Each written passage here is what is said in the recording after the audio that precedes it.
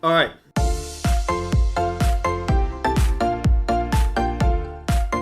Calvary Recap number 6 plus 1. So we're really excited for a lot of great things going on this weekend. Really great text of scripture that we had a chance to work through. If you want to listen to the message, I encourage you to do that on YouTube.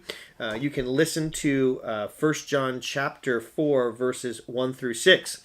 Kind of an interesting verse, how John starts it off. He says, do not believe every spirit, but test the spirits to see whether they are from God, because many false prophets have gone out into the world.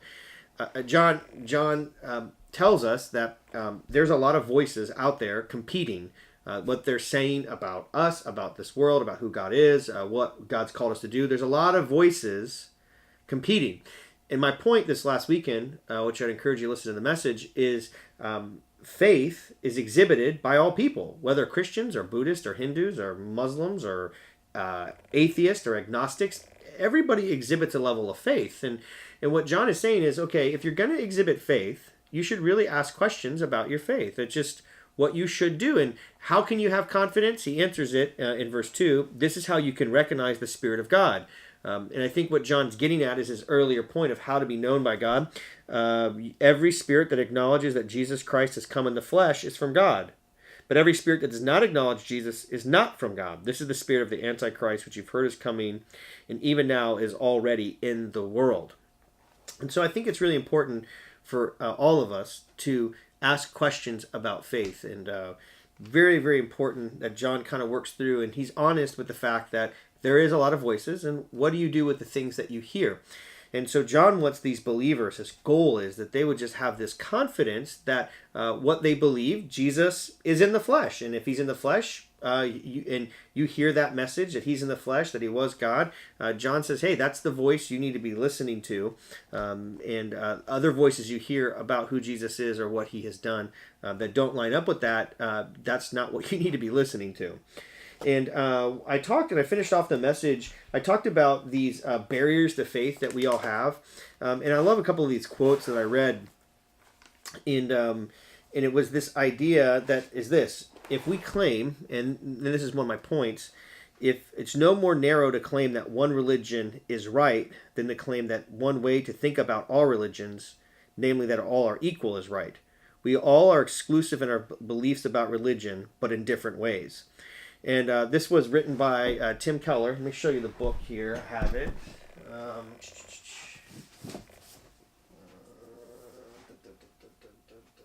Okay. So this is the book right here.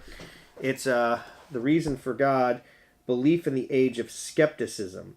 And so Keller's point in the book, which I think is really kind of brilliant, talking about faith claims, is if you say that right here, that there's no one right religion, that's claiming that you know that there's no one right religion. And for me to believe like you, I have to believe your faith claim, which can't be proven. And so what Keller just simply points out is that everybody makes faith claims, if we like it or not. That's what happens. We all look at the world, and we all, hearing all the clues, all the information that we see, we base reality off those things. And that's why in the text that we looked at, John's like, there is a reality that you can know. Last point, this, which I thought was just really helpful for me as I was looking through this. So what that Jesus was in the flesh? What's the big deal about that? Now here's the big deal. If he was in the flesh, a couple of things. Jesus not only can sympathize with your weaknesses, but also Jesus understands what it means to be human. I mean, he was a man that walked on the earth. He was God at the same time. But Jesus can empathize. He can sympathize. Jesus knows what it's like to be forsaken. He knows what it's like to be betrayed. And so Jesus in the flesh, what makes God known and how we can know him is that he really walked around. He really was abandoned on the cross. He really was ridiculed. He was tempted.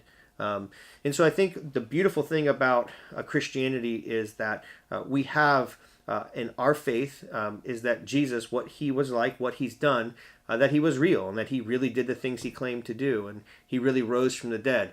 So John really wants us to know that faith is not just this faith in something that's really mystical. Faith is that there was a person, and what did he do? And what did he do for us? And so 1 John's a great book.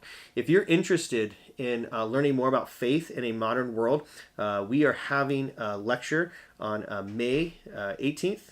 18th, I'm right, 19th, 18th, May 18th. I'm confident of that. May 18th. It's on Saturday. You can register if you go to our website, calvarystp.org. You can go to the class. We're going to talk about faith and doubt. We're going to talk about the Bible. I'm reading a book right now. Hopefully I'll have it finished.